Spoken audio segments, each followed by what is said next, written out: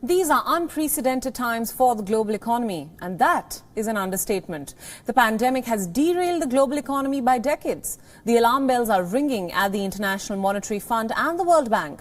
Pressure is mounting on these institutions to help the poor countries, and the advanced economies are the worst hit. So how is the world coping? Here is a report.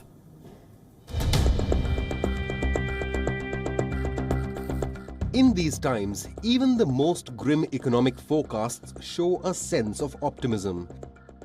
It's hard not to try and find hope in circumstances not seen since the Great Depression. Today, the world is staring at an economic collapse, possibly the worst in nearly 100 years. The coronavirus pandemic has undone decades of economic development, threatening to push more people into poverty. How things change in 3 months. In January, the International Monetary Fund said that the world economy would grow by about 3% in 2020. Now it says the world economy is drained. Forget growth, says IMF. The global economy will contract by 3% this year. Let's begin the survey of the global economic damage with the Global South. Coronavirus is sure to end Asia's 60-year growth streak, according to the IMF. That means zero growth in 2020. This is much worse than the global financial crisis of 2008. That year, Asia grew at 4.7%. Take the region's worst financial crisis, the Asian currency crisis in the 1990s.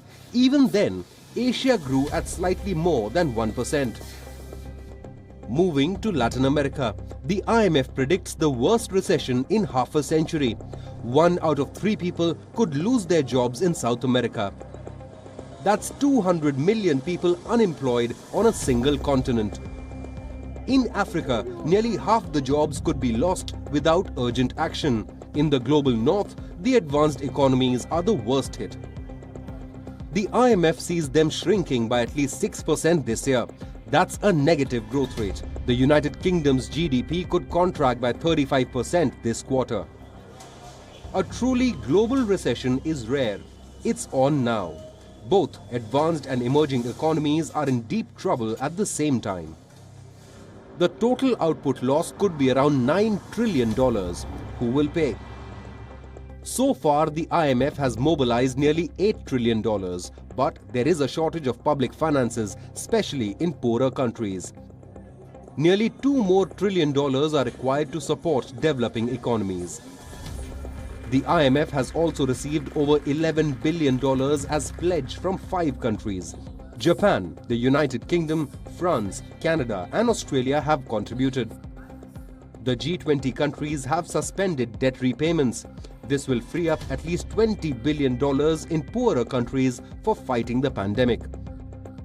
Now China has urged the World Bank to do the same. Defer loan payments. Perhaps China should lead by example. Bureau Report, WION World is One.